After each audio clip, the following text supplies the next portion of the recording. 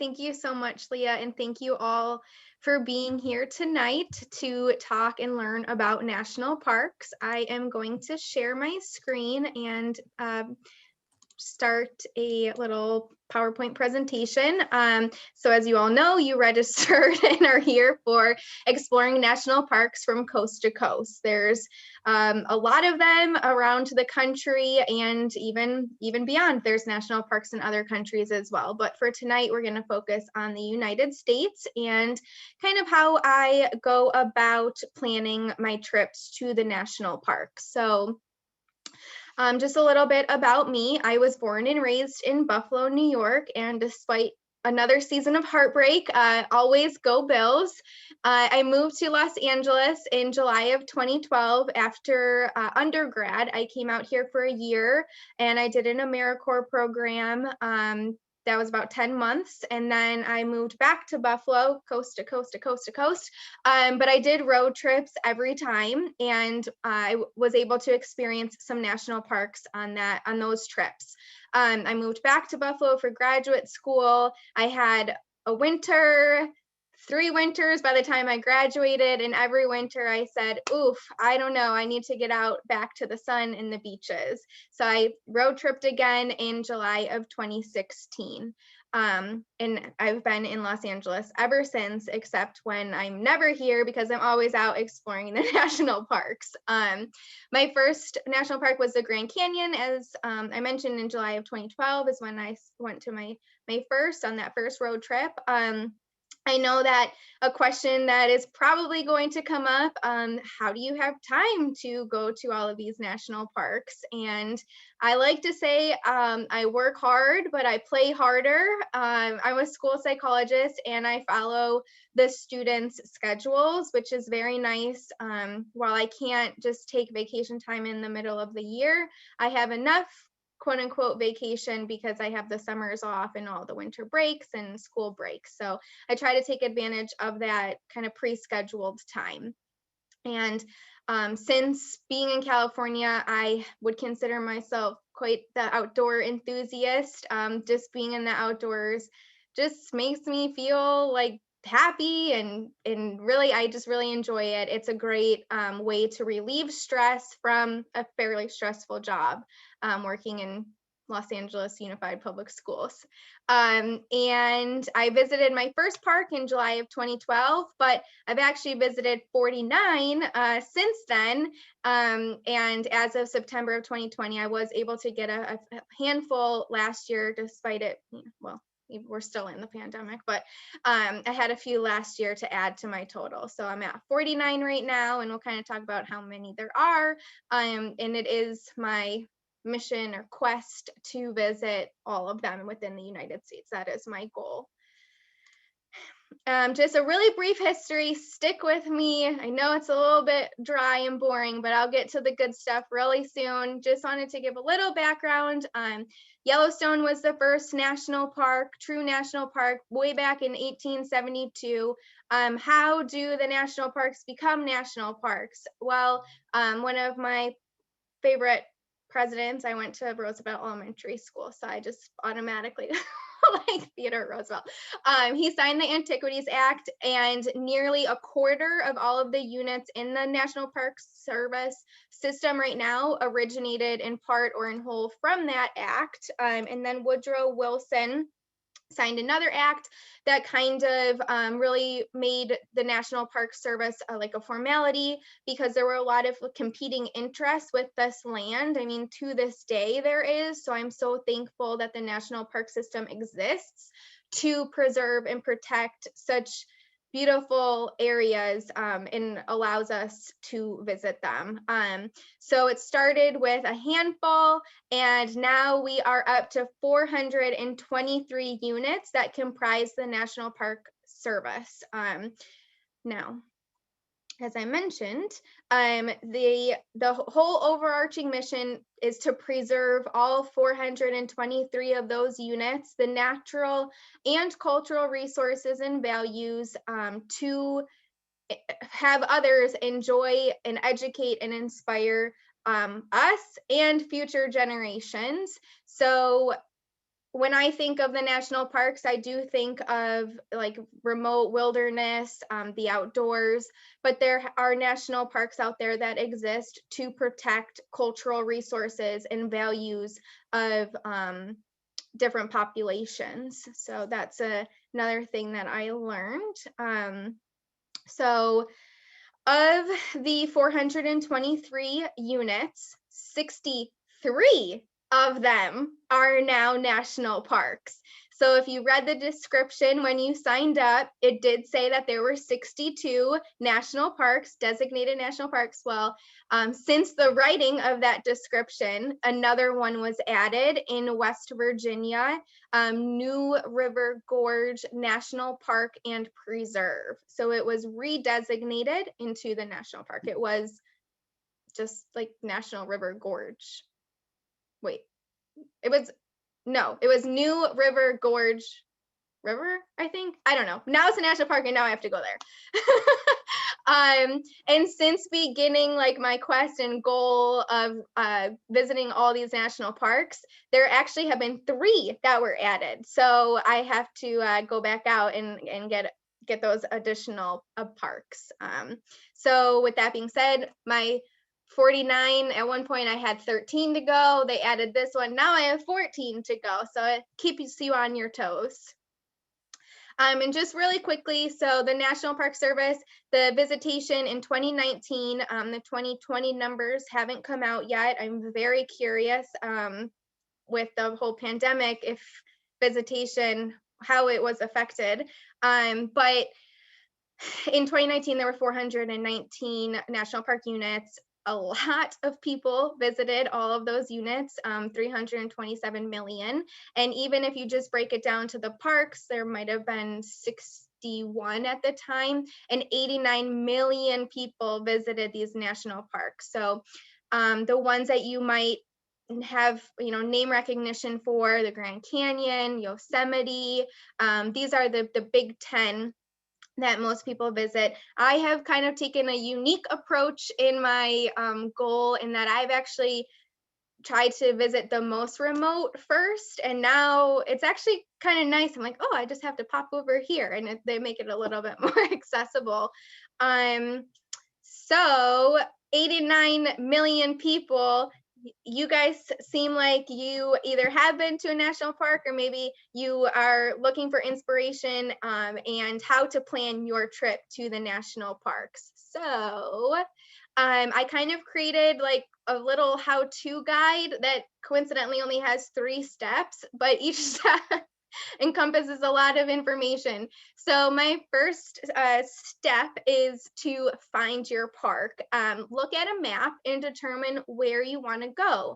Are you going to be on a road trip and you want to know what parks are going to be on the way that you can hit? Or you've heard amazing things about Yosemite, you see my picture from Redwoods, oh my gosh, I want to go there.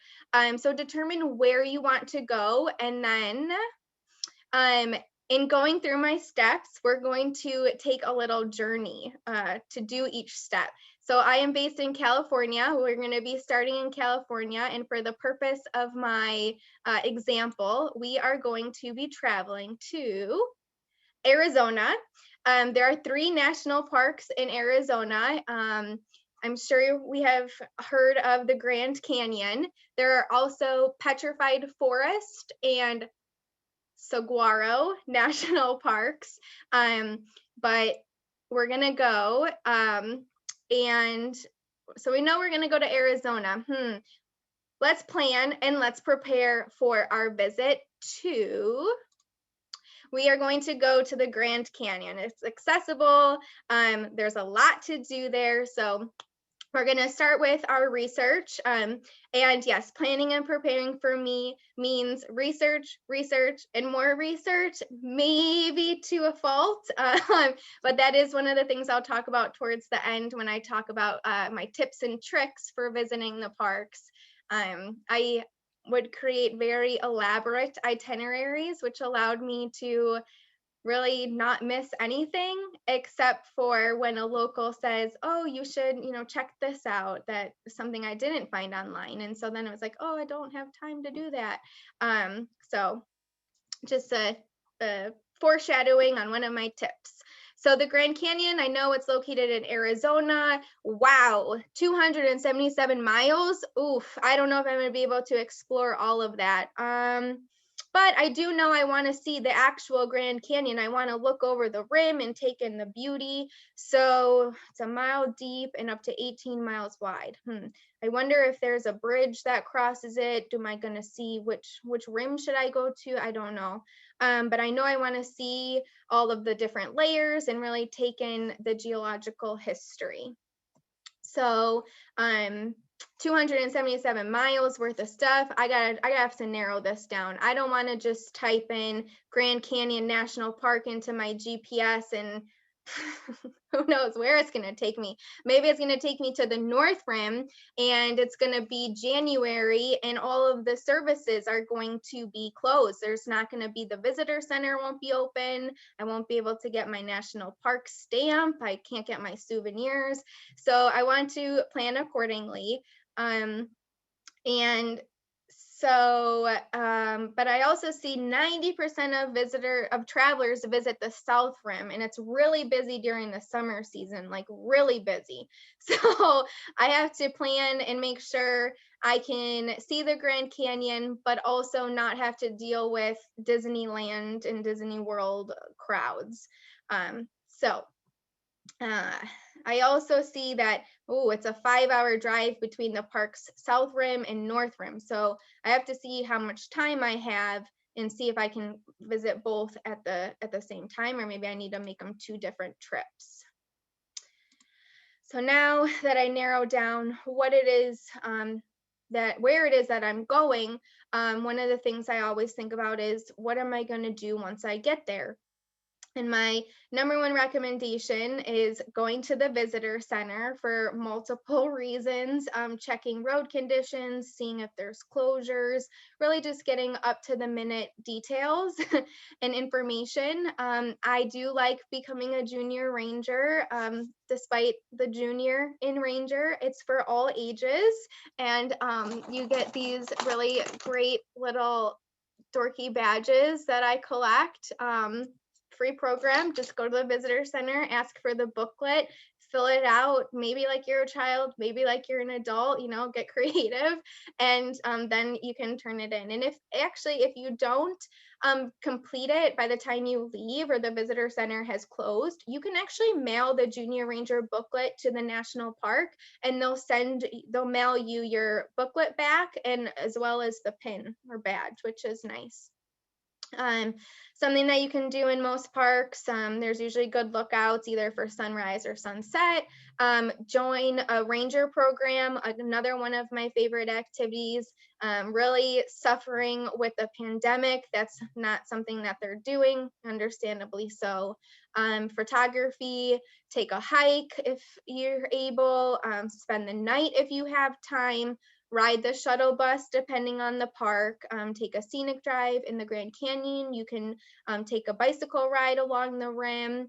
There's the mule rides. You can go down into the canyon on a mule or horseback, and then a rafting or river trip. I'm like, you'll see in a minute, I'm leveling up little by little, and my rafting trip was my next level, but COVID canceled my trip. I'm quite upset about it still, but someday I'll get back there. So there's something for everyone. But before that, I also need to figure out, well, if I'm going to spend the night, where am I going to stay? Where or what am I going to eat? There's nothing worse than going on a hike, and maybe it's a strenuous hike and you're finished and you get to the car and you realize you don't have any food, and the restaurant that is available may be closed. So these are just things that I think about and try to the best of my ability to plan out, just to try to avert various catastrophes. So within the Grand Canyon, there's a variety of options like hotels, both on the North Rim and the South Rim, and there's hotels also outside the park. This is one of the most popular, so there's a lot of different options. Phantom Ranch is a very cool I wouldn't really call it a hotel, but more of a lodge, so to speak. It's actually in the bottom of the Grand Canyon. So you hike all the way down and you stay at Phantom Ranch, and there's like a canteen or dining hall there that you could order food at, and you can actually stay there for the night, requiring a permit and reservations and stuff like that. But COVID hit, so I can't do that. Cancel trip. It's okay. Someday. You can also camp if you're into that. Whether it's at one of the established or developed campgrounds and on the South Rim or the North Rim, or backcountry camping, perhaps at the bottom of the canyon. Some of these more popular parks do have like general stores within the park, but I try to not shop there because they're typically really overpriced. And another great thing about the bottom of the Grand Canyon is if you do make it down there, they have this wonderful can of beer that is very refreshing and great incentive to get down there, and wishes you good luck to get back to the top of the rim. So now my step 3, I did my research and now I am ready. I am ready to get out there and I'm ready to explore and hopefully enjoy to my heart's content. So when I said that there's something for everyone at these national parks, this is just my example of the Grand Canyon. I know that it kind of seems like the presentation is really focused on the Grand Canyon, but it can be kind of extrapolated out into all of the national parks. The planning process, for me at least, is really the same. And in just a few slides, I'll go over tips and tricks for planning for any national park. So when I say there's something for everyone, July 2012, my first visit to a national park, my dad and I had driven across the country to move me out to LA, and we stopped at the Grand Canyon, and we were one of the, I want to say, I looked this up too, I don't remember, 80% of people who just drive through. Like, we stopped and we looked over to see, you know, the canyon, but we didn't do any hiking. We went to the visitor center. This animal you see was outside the visitor center. We got some pictures. I set up my hammock, apparently, got a picture of that, didn't relax in there, just took a picture, okay, and went on our merry way. So sure, I went to the Grand Canyon, and for some, this is what you want. This is the experience you want, but there's something for everyone. So if this is for you, great. If you want a little bit more, in June of 2017, I went back to the Grand Canyon. I was on a little road trip. I had the opportunity to go to Havasupai Falls, which was amazing. And then after that, the group kind of went back to LA, and I had time. So I said, okay, I'm going to continue on, looked at my map, seen what else was around that general area. And I went back to the Grand Canyon to experience it a little bit more. I wanted a little bit more out of it. And so I ended up camping for the night. I saw the sunset. When I say Disneyland crowds, the upper right hand corner of the picture is actually the line for the shuttle bus around sunset. So plan accordingly and be mindful and prepared that you might encounter that. I'll talk about soon that I try not to do that. I try to either wake up early and kind of go to the popular hikes before the crowd. But in this case, well, I didn't really know any better at the time. I did some hiking. I went down into the canyon about 3 miles and hiked back up. And it was a great experience. And I was satisfied for a while until I saw more pictures of people doing a hike called Rim to Rim. And they start on one rim and they hike down and then they hike up to the next rim. And in 2019, I said, I got to do that. I was able to secure a permit to camp at the bottom of the Grand Canyon. So myself and 3 others, we backpacked down from the South Rim and stayed at Bright Angel Campground, right near Phantom Ranch, which is why I was able to finally get my beer at Phantom Ranch and visit there. And then we hiked all the way back up to the North Rim, and we ended up taking a shuttle bus back to our car on the South Rim. So I was really happy to finally get down to the Colorado River and see that. And challenge myself for sure. And but really happy to finally accomplish this. And there's something for everyone, if depending on what you want and what you're prepared for, which can be said about every park. So some useful resources for planning. I always start with the National Park Service website for the park I'm visiting. For the Grand Canyon, this is just the example. It's always nps.gov, and then the park acronym follows that, but a Google search will get you where you need to go. Another book that I often reference is Your Guide to the National Parks. It's on the slide there. You'll see it's a little bit outdated because it says it's the complete guide to all 59 national parks. And I said there's 63 now, but it's a good, I just consult a lot of different resources and piece things together to make sure, hopefully I'm not missing anything. I use some Google searches, personal blogs, maps. I will look at like a AAA map. I use Google Maps, and even similar to mailing in your national park, your junior ranger booklet, I have requested the park maps in advance of visiting the parks. When I went up to Alaska, 2 summers ago now, I requested from some of the more remote national parks, I requested that they mail me the maps in advance. One, I wasn't sure I was going to be able to get them in person, and I collect these. I collect a lot of stuff, but they're really helpful. I like the physical, having it physical. The maps are also on the park websites, but I like to be able to see it physically in person. And then social media is very helpful for life, but especially for planning a national park trips. So there's Facebook groups. National Park Travelers is full of various photos for inspiration. National Park Service fan page. And then there's Twitter, which silver lining for the pandemic, I found #ParkChat. And on Wednesday evenings at 6 p.m. my time, 9 p.m. East Coast time, there is a topic every week, and someone kind of organizes it, and there's probably 10 to 12 questions that there's one question every 5 minutes, and a bunch of national park enthusiasts, if you will respond to the question. And I've met some great people through there and have gotten very inspired and motivated by their trips, as well as sharing my own trips.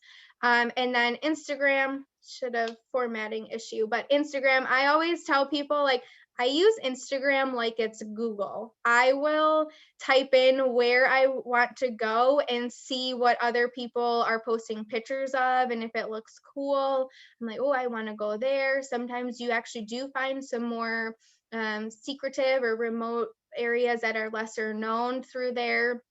And also, even with hikes within the Los Angeles area, I will look up a hike that I want to do, and down by the beach it's sunny and no snow here, but in the mountains, especially this time of year, I don't know if it's snowing, what the conditions are. So sometimes I can see more recent conditions and even reach out to people and message them, hey, when were you there? Is this a current photo? And talk to people that have been there and get their feedback.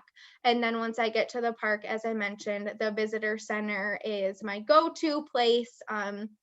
In Alaska, there's 3 national parks that are accessible by road. The other 5 are not.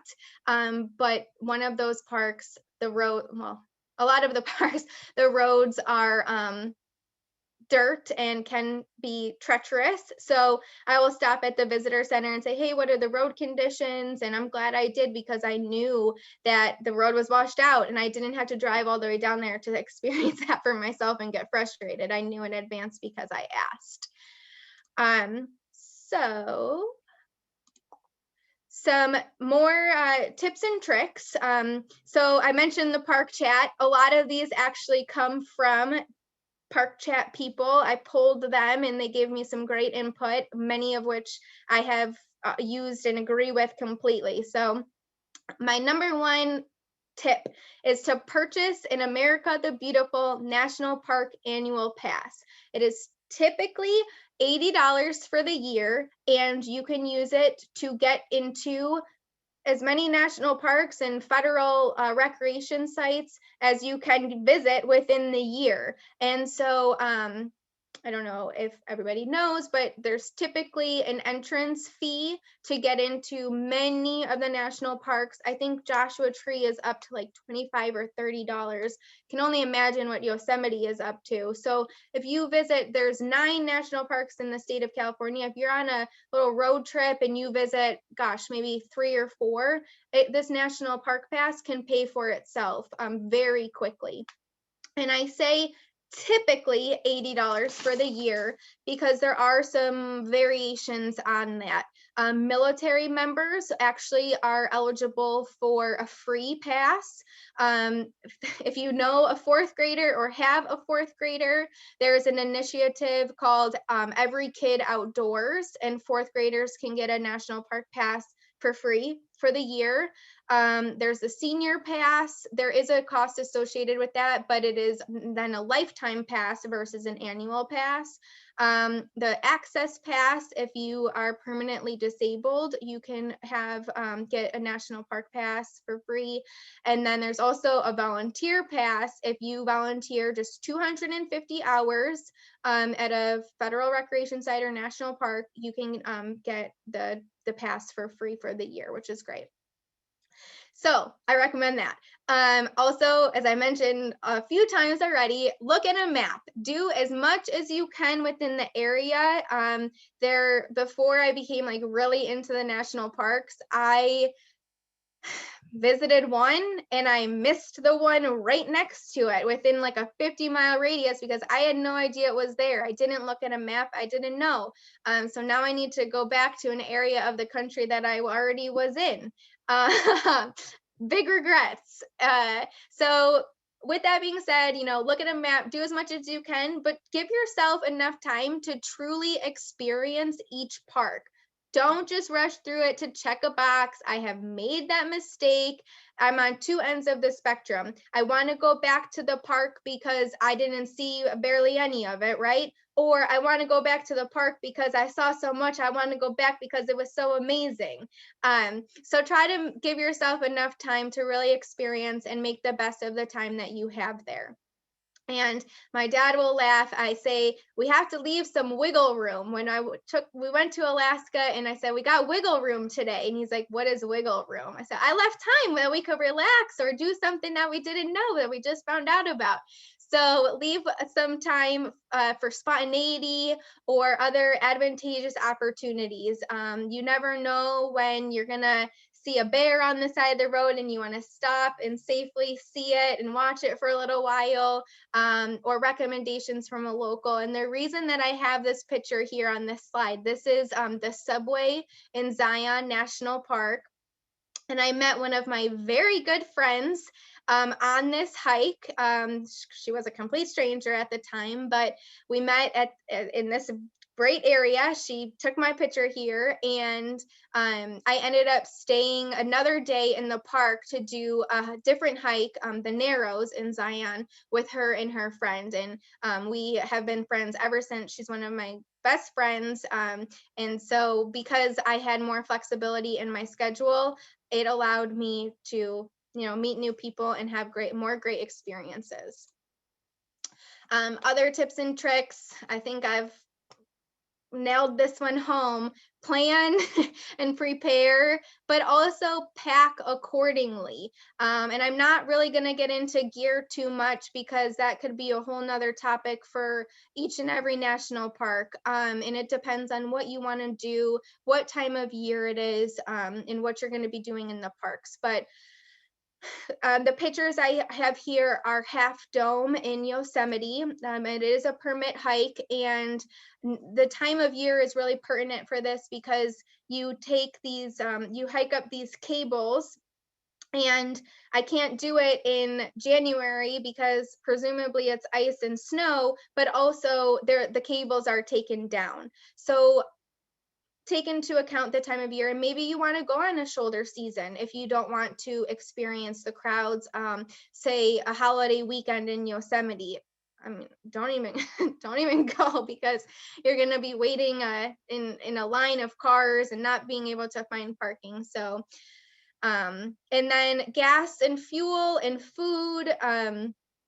There are some very remote national parks, and there's probably only a handful that have actual gas stations within the national park. So I always fuel up before I go into the park. One, I don't want to run out of gas, and two, I certainly don't want to pay the price of gas per gallon within a national park, because it's probably double the price. So, and then of course, leave no trace. This really, bottom line, carry in, carry out, pack out what you pack in. So don't leave garbage all over the place. Animals have to be relocated. Animals are put down because people are leaving food or other garbage around, and the animals could become dependent on humans and then go after humans. So please just pick up after yourself, pick up after others, leave the place better than you found it. Just a few more here. So tips and tricks: be present, be curious, learn all that you can, ask questions, and just take it all in. You know, sit by the lake and just for 5 minutes, you know, be present and unplugged, and put your phone down. You can take the picture before or after and just listen to the sounds and the smells and see everything that you're able to. And yeah, I just really enjoyed the park. So consider and plan activities for the best time of day. Both of these pictures are taken at Crater Lake National Park, and they're two very different photos.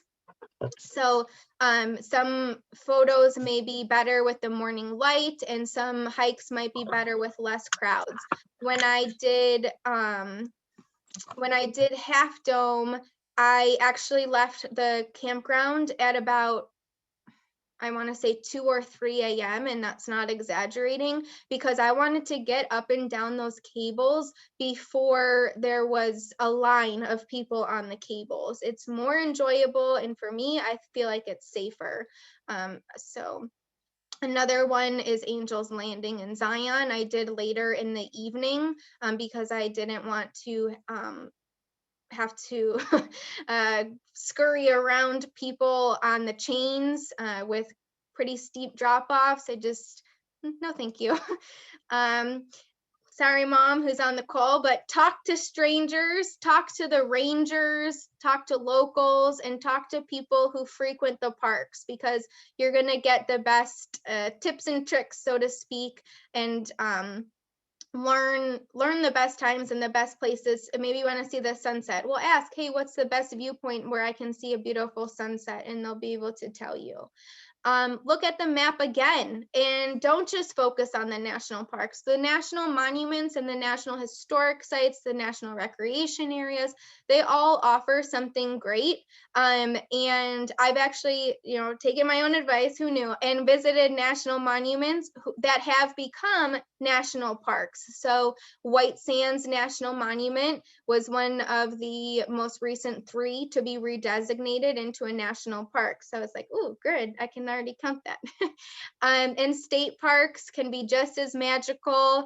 And you know what? Some of the best spots are definitely not on the top 5 list. So really go in and explore and dig in and find the place that you are most interested in. And then I don't have a dog, but if I did, I would need to know that they are not allowed on some trails within the national parks. So I would just hate for somebody with a dog to plan this elaborate trip and then get there and realize, oh no, I have to leave my dog in the car or in the hotel or something. So always check the rules and regulations regarding pets. Some parks are a little bit more pet friendly than others.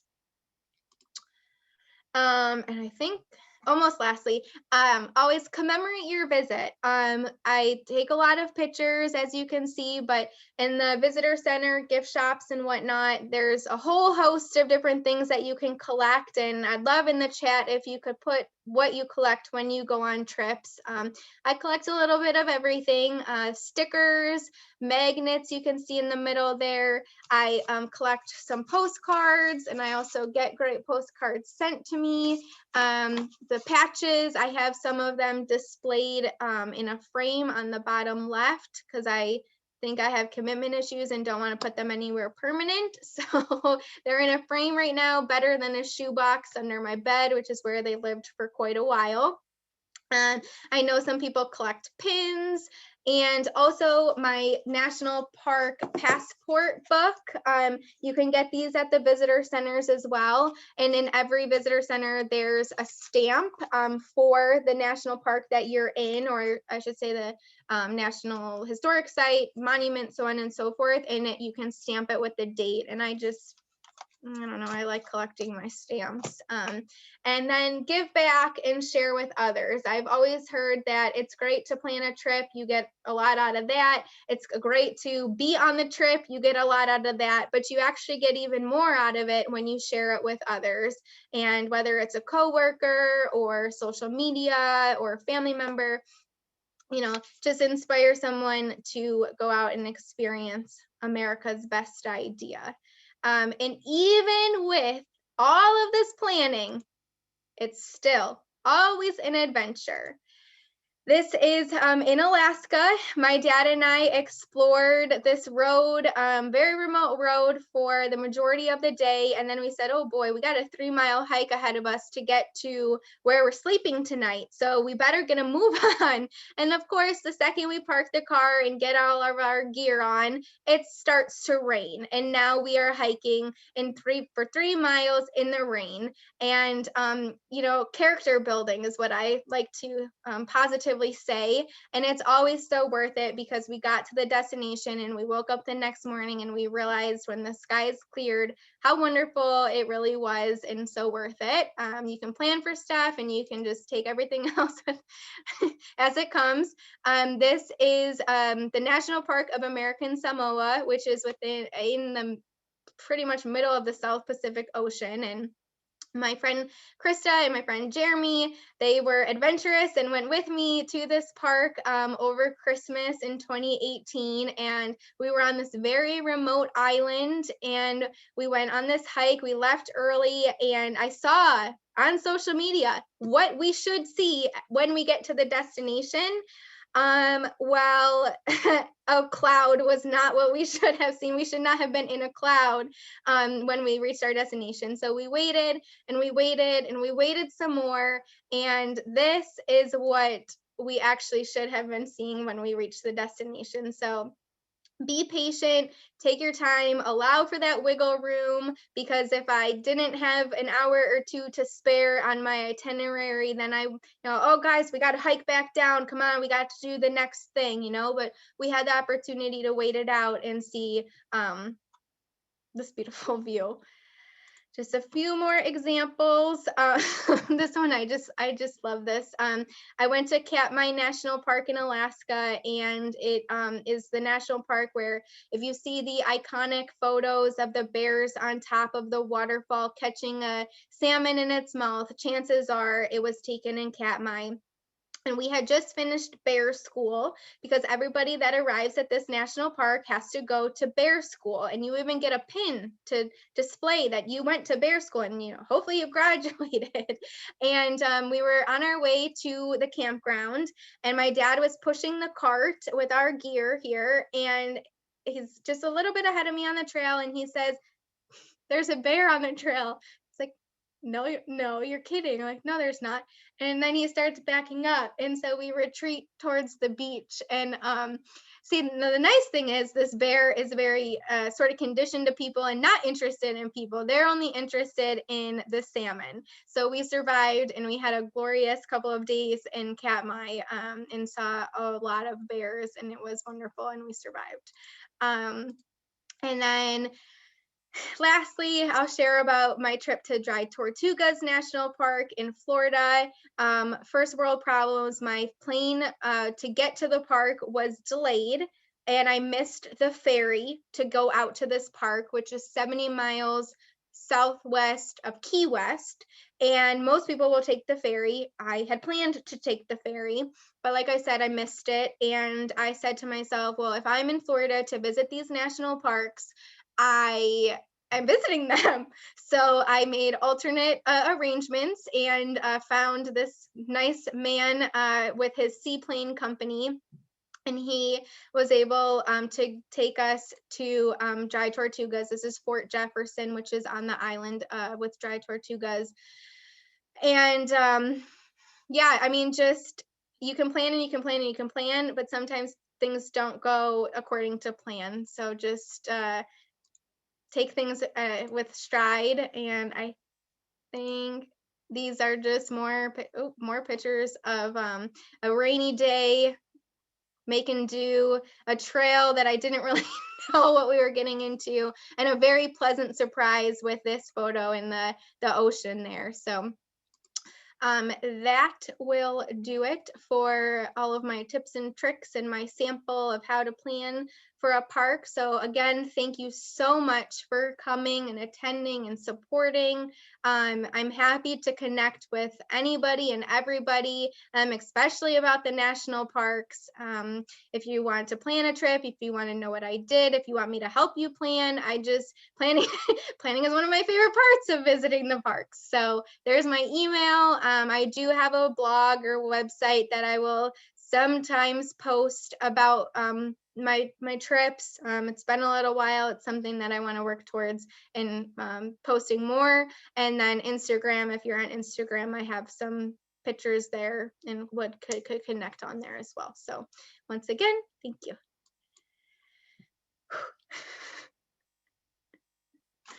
Oh, I was going to say, keep that up for a second, Krista, but I dropped every how to connect with Krista in the chat, everyone.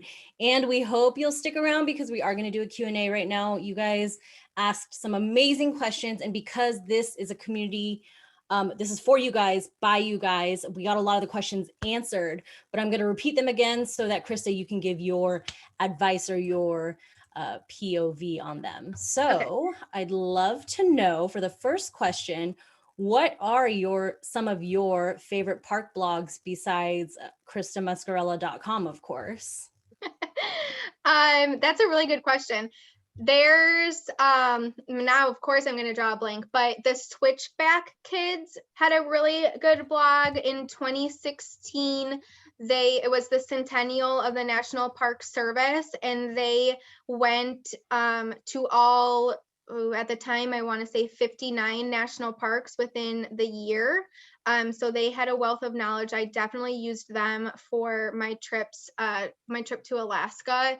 And their budget, a little bit more budget friendly, like it's expensive, it can add up. So they come to mind, but I'm definitely drawing a blank on others. I usually just Google and I see familiar like posts and stuff, and I'll just go with that, but yeah. Yeah, no, that's great. I'm sure if they pop up, you can drop them in the chat or just say them out loud. Debbie would like to know, did you go to Kodiak and how did you get there? And what is the best place in Alaska to see bears? Well, Kodiak would definitely be one of them. I did not visit there. It's not a designated national park. And because I did all 8 in one trip, I didn't really have time. Like I saw all 8 national parks in Alaska, but I saw a small fraction of the state of Alaska. So I'd love to go back. Kodiak, great place to see bears. And then my other recommendation would be Katmai National Park. Awesome. Good, good. I'd love to see bears too. So I am writing these down as we speak. Okay. Next question is from Rachel. She apologizes if you've already covered this, but how do you coordinate lodging or camping when a lot of sites are first come, first serve? That's a good question. Because I'm very type A, I will find the reservable campgrounds. And with that being said, how I do that, I plan pretty far in advance, especially like Yosemite, even Joshua Tree in peak season. Those campsites fill up.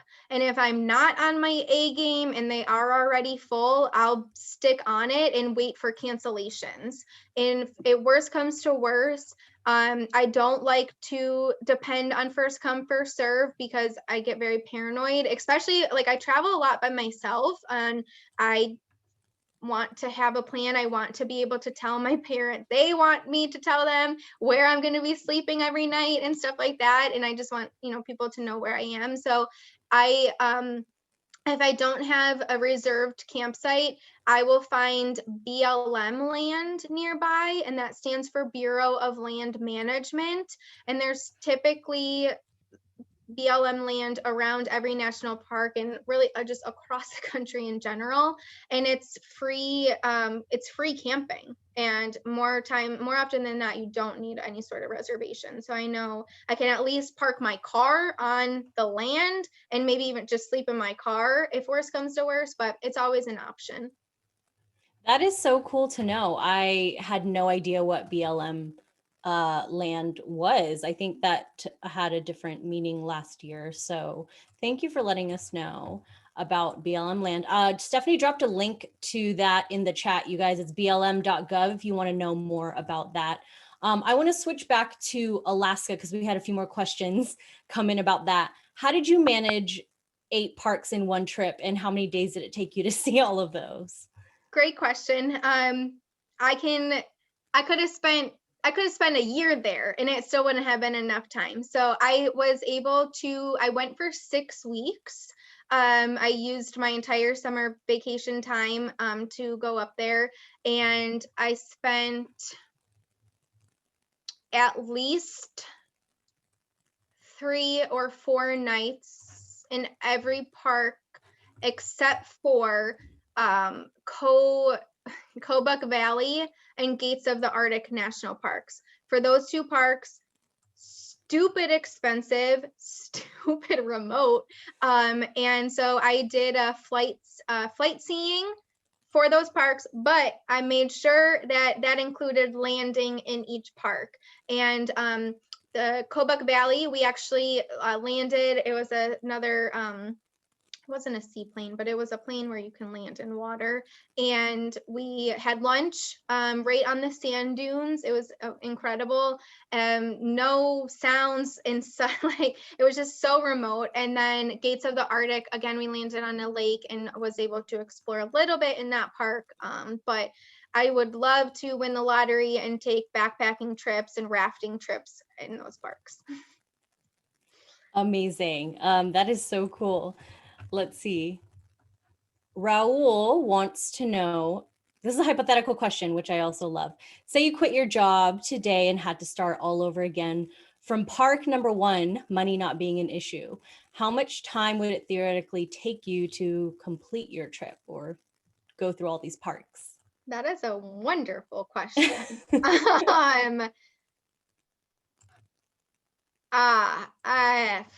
I mean, I could potentially live in a park and still not be able to experience all of it. I haven't been to Glacier National Park, but I've heard that that's one that people spend a lot of time in. If I quit my job and had to start over at park 1, I would just stay in each park for a month and then go to the next one. I don't know. Yeah, I was gonna reframe that and say, which ones or how long would you want to spend? Yeah. There are definitely some that's like a day is enough, and then there are some where the limit does not exist. Right, absolutely. Okay. Great answer for that. I'm rifling through. Okay. Ali wants to know, do some of the national parks require a 4x4 vehicle while driving? It depends what you want to do in the parks. I would love to go back to Death Valley National Park and go to the racetrack, but I would need a 4-wheel drive or high clearance a vehicle to get there. So I wouldn't say, like, you can go to all of the parks. You can go to most of the parks, Alaska, notwithstanding, and see a decent amount without a 4-wheel drive. Okay, that's also good to know. Joe wanted to know, I think you recommended a book. Did you recommend a book? He wants to know the name of the book. Yes. I liked Your Guide to the National Parks. It has a lot of information that's on the National Park Service websites, but consolidated down. So I've been referencing this for a lot of my visits that I've taken as of late. It sounds like a classic. So adding to the bookshop.org book list right now. Oh, Scott put in a suggestion in the chat saying Becky Lomax's Moon Guide is great too. Thanks for that, Scott. Thank you all for being. Oh, go ahead, Krista. I hope that Scott has been answering all the questions because he's like my idol. He is the best. So whatever I say, don't listen to, just listen to what he said. He's your supplement in the chat. Thank you all for being so active and really supporting Krista. I'm sure she appreciates it. And it's so fun seeing what Krista has to say plus what everyone else has to say, because everyone has different experiences. And Christina Sim wants to know, what is the difference between national parks, national forests, national monuments? So for example, there's Sequoia National Forest, but also Sequoia National Park. Oh my goodness, I've totally been to Sequoia a bunch of times and I didn't realize that. So please educate us. I'm happy. So I think the simplified answer would probably be who or what federal agency manages that land. So the like national parks are under the Department of the Interior, where the national forests are under something else. And then in terms of like a national monument becoming a national park, I believe it goes through Congress and they just sign like, so that's my simplified answer, but there's a lot more that could to it. No, that's great to know. And Sharon is saying there's also a Sequoia National Monument as well. That's very cool. Thank you for that. And I know you didn't want to focus on gear for this conversation, but what are your like top 2 or 3 things that you take with you on every national park trip? Good question. My hiking boots. I just makes my blood boil a little bit when I'm seeing people in sneakers or flip-flops on like these strenuous hikes. And that was actually something I wanted to say when I said know your limitations. These people that I'm seeing that aren't really prepared, I mean, yes, they're putting themselves in danger, which I care about, yes, but also they're putting like search and rescue and the park rangers in danger too. So if nothing else is clear, I like to plan to eliminate risk. And so so my hiking boots, I want to be well prepared and minimize risk. I will always bring like a puffy jacket because I think that layering up is key, especially if there's an emergency and I break my leg or something and I have to stay the night. Like I want to make sure I have enough layers. And number 3, food and water, like water. I've been on hikes, shaming list, like I have run out of water and it's not great. So bring more water than you think that you're gonna drink. And of course, if you guys don't know, look up the 10 essentials. It's 10 items that everyone should bring with them hiking. Some might seem a little overboard, but again, in case of emergency, you're gonna want to carry the extra weight to save your life. Yes. Okay, so interesting point about you running out of water. Do you use a life straw? Well, actually, my brother coincidentally got me a life straw way back in the day. But I mean, like if I'm backpacking, I'll carry my water filter. Yeah, I Okay. guess I should carry it all the time, but That is a fear of mine, is running. I mean, like on a daily basis, just running out of water while I'm like out and about. I'm like, I don't really want to go buy any. yeah, right. And I knew this question was kind of gonna come up. Oh, what brand of hiking boots do you use, or do you have a favorite brand?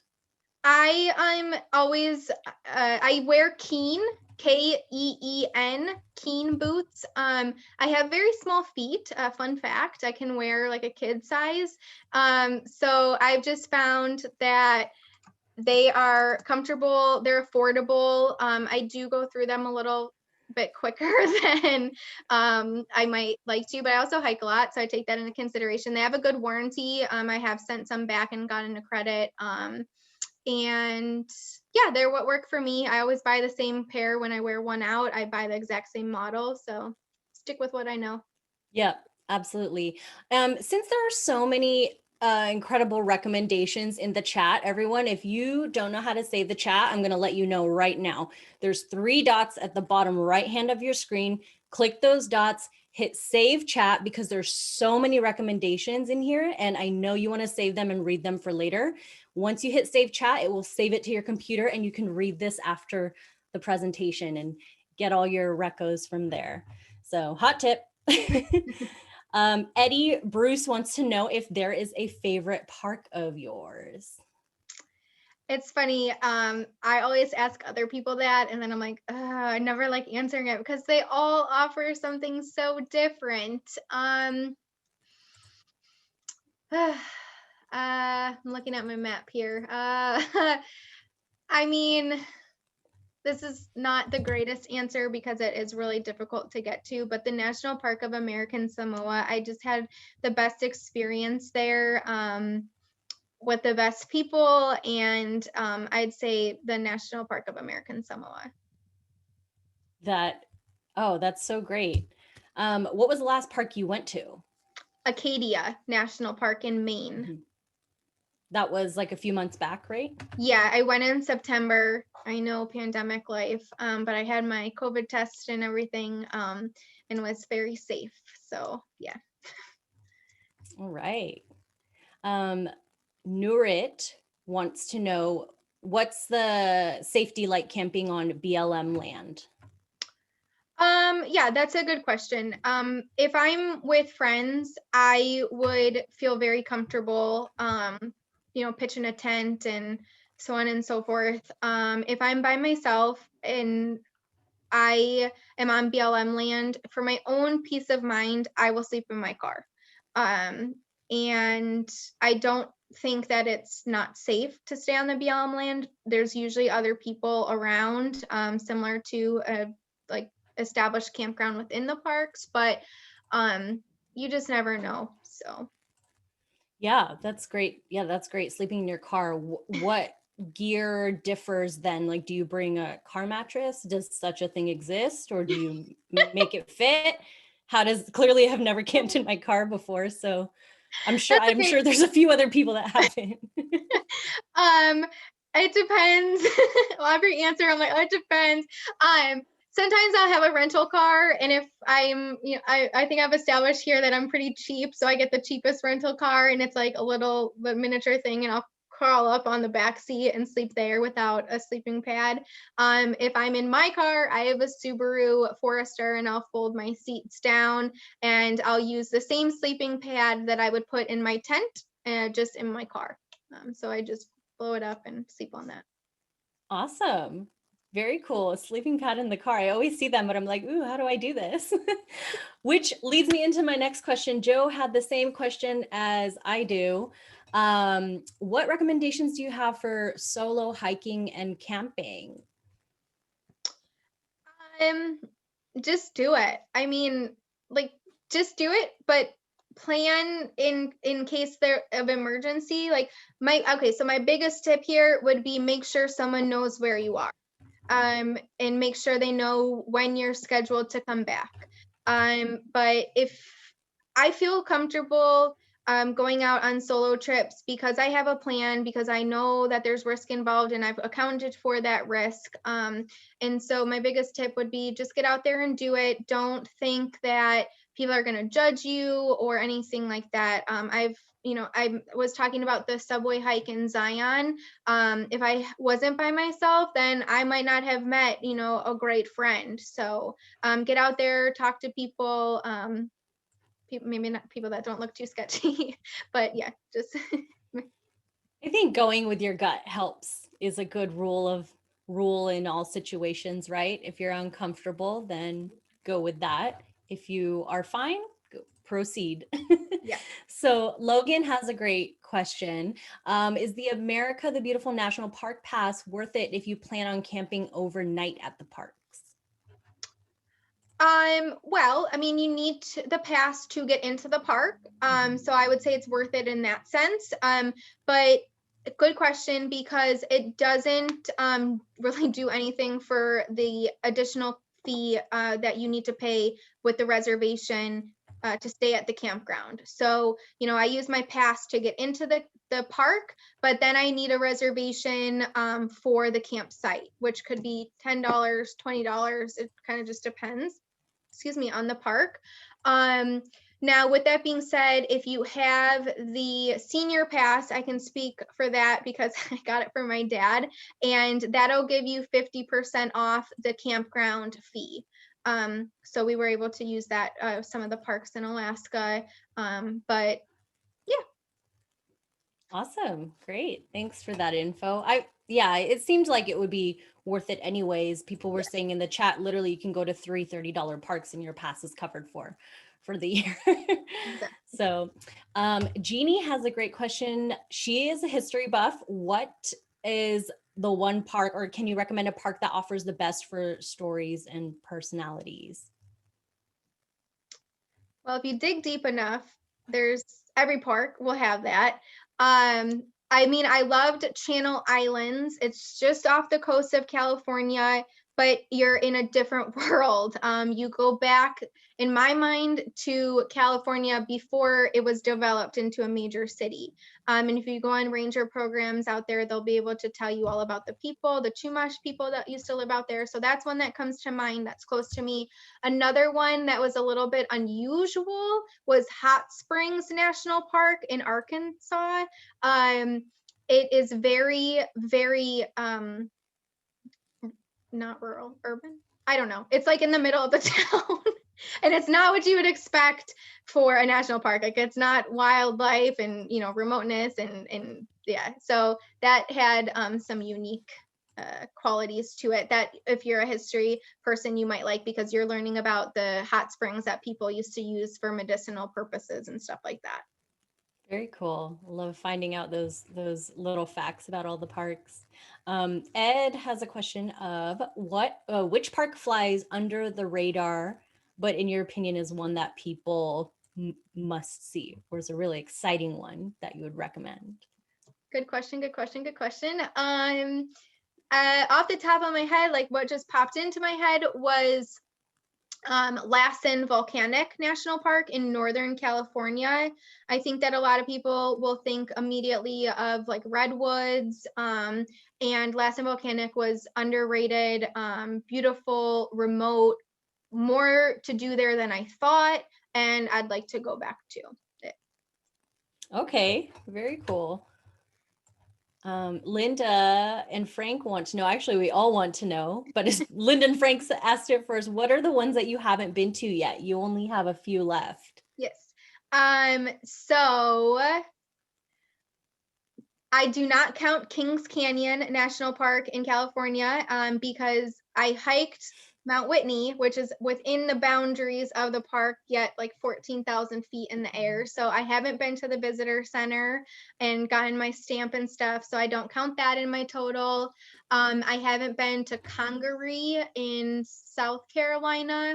I haven't been to Great Smokies yet. I've been saving that one because I'm afraid of the crowds and I want to go in the fall, but I don't really have a lot of time to dedicate to that. So I'm waiting on that. Shenandoah in maybe Virginia, and then the new one, New River Gorge in West Virginia. I haven't been there. Isle Royale in Michigan, very, very northern Michigan, is one that I want to go to that has a lot of bugs in the time that I have able to dedicate to spend there. But it's an island, and I ideally want to backpack the island. Voyagers is up that way. I haven't been there.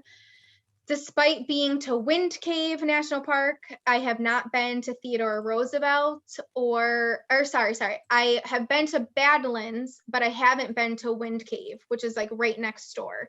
And then Theodore Roosevelt, I haven't been to. Like, this list, I promise, is only 14, even though I keep going on and on. I haven't been to Glacier. I have been to Yellowstone, but I haven't been to Grand Tetons. And then I've been to Olympic, but I haven't been to North Cascades or the other one that's in Mount Rainier. So. Okay. All right. Yep. Not many left though. No. Nuri has a question of what parks have you been to with your father? Oh, just the one. Well, okay, so the Grand Canyon, and then the parks in Alaska. So he had recently retired when I was planning my trip to Alaska. And he had told me, he was working, and I'm always going on these adventures. And it's like, Chris, I want to go on one of these adventures with you. And I said, you know what, Dad, I have just the trip for you. And so I persuaded him to come with me. And we worked very, very, very hard to make that trip a reality. It was very expensive, and we split everything 50-50, which I'm very proud of. Everyone's like, oh, your dad took you to Alaska. No. But we had the best time. I mean, honestly, like memories that will for sure last a lifetime. And I'm really thankful I had the opportunity to do that with him. Oh, that's so sweet. David would like to know if you want to be a park ranger. Oh, I would love to be a park ranger. I really love my job now. But I think in an ideal world, when I retire, hopefully I have that opportunity and will retire and perhaps become a park ranger, whether it's like an interpretive ranger or just a volunteer ranger. I really admire them a lot.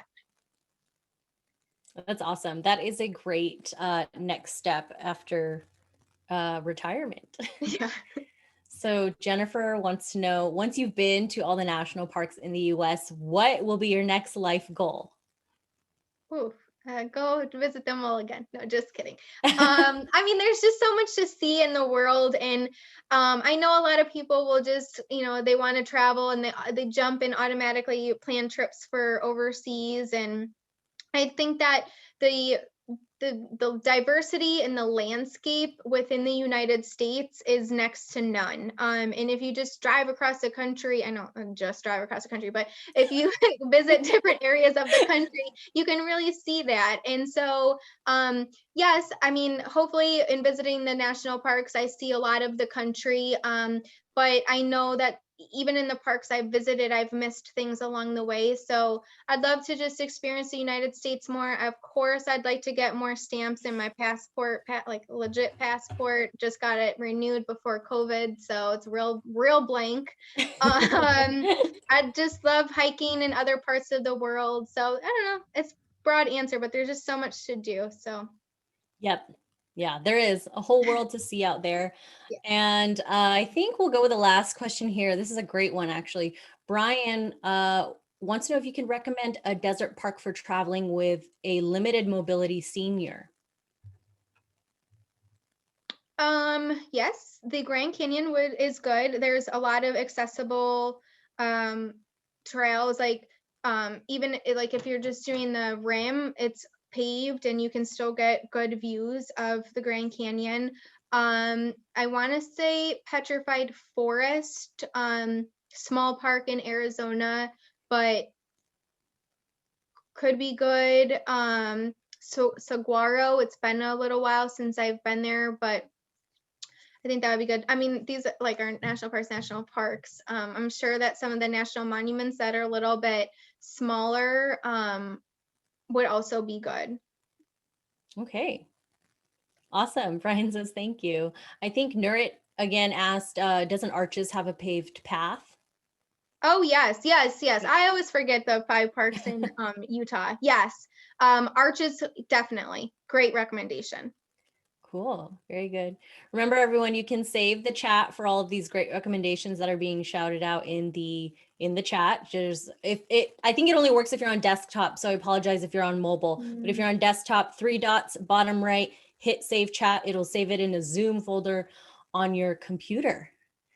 So thank you everyone for staying. I know we went a little bit past the hour, but there were just so many wonderful questions for Krista. And like I've put in the chat a few more times, I'm going to drop it down one more time. Connect with Krista in every way possible. Please support her in every way you can. You can get a copy of her presentation. She's super responsive on all of her social media. Her website is great. So this is one way, since they're doing this out of the kindness of their heart, one way to support our speakers is to just give them a follow, interact with them, use their knowledge and their guidance. Thank you all for staying. I'm just going to do a few closeout slides before I let you all go. But Krista, once again, this was incredible. And I'm sure so many more people have a few more questions and they'll be reaching out to you. So like I said before, if you missed the beginning, if you found this presentation valuable, just know that you can become a Patreon member where you can get a ton more perks. It's patreon.com/nomadic Matt. You get all of these listed in the bullets here on the right and more. And there's different levels of membership as well. Just know that you can get, event replays, input on content, live Q&As, and it's really about the community in the Patreon community there. So check it out, and hopefully we'll see you in there. And we have a few upcoming events. You'll see tomorrow morning, 9 a.m. Pacific time, we have a bloggers event, What Brands Aren't Telling You But Expect You to Know. And we also have a happy hour tomorrow afternoon for the Northeast chapters, but just remember, anyone can attend the happy hours. So you don't have to be living in Boston, New York, or Philly to go to these happy hours. If you just want to meet people across the country, please feel free to attend them. They're super casual. Have a drink, have a tea, have a coffee, and you just get to chat with fellow travelers, play games, ask questions, get to know one another. They're very, very casual. And on Thursday evening, we have Namibia with Emma and Maria Elena. So that will be a great dual hosted event. And you'll see next week we have a running and traveling, how to combine your passions to see the world. And again, the February book club with Don George. I have my copy reading through it right now. So that will be next Wednesday. And again, this would not be as fun if it was just me and Krista, because she'd have to be like, here's how you solo travel to the parks. And it'd be a lot of her picking me up. So this is all made by you guys for you guys. Thank you so much for being part of this community. Spread the word, and we hope to see you next time. Krista, thank you again. Thanks, Leah. Thank you, everyone, for coming. Bye, everyone. Thank you all. Save the chat. So many recos. You. Oh, book club, I think, is usually in the morning. But we have replays for the book club on Patreon.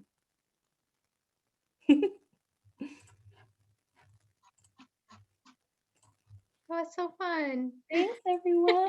Yeah. Good job, Krista.